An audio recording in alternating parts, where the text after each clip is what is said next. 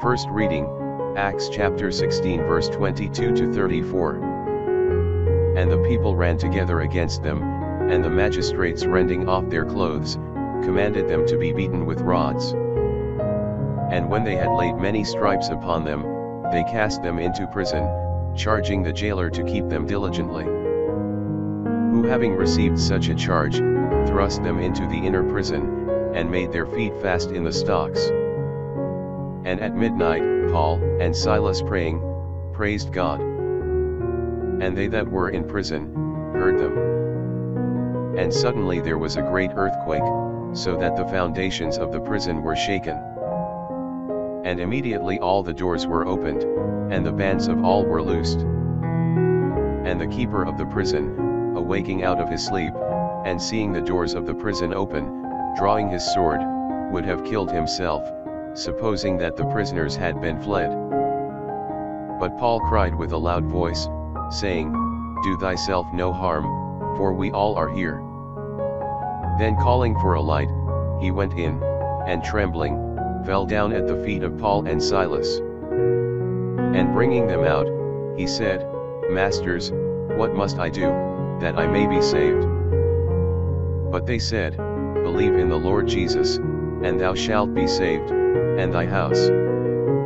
And they preached the word of the Lord to him and to all that were in his house. And he, taking them the same hour of the night, washed their stripes, and himself was baptized, and all his house immediately.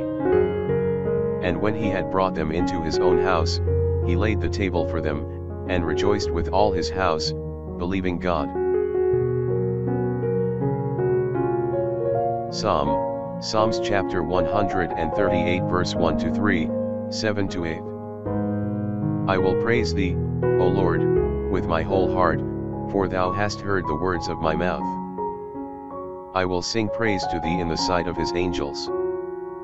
I will worship towards thy holy temple, and I will give glory to thy name. For thy mercy, and for thy truth, for thou hast magnified thy holy name above all.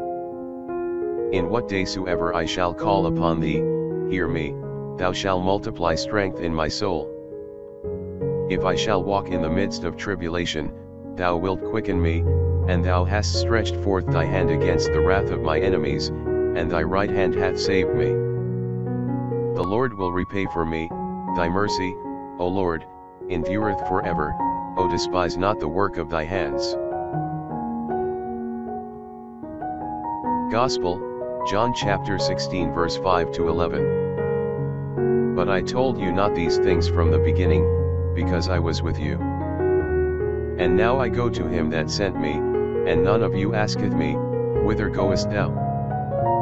But because I have spoken these things to you, sorrow hath filled your heart.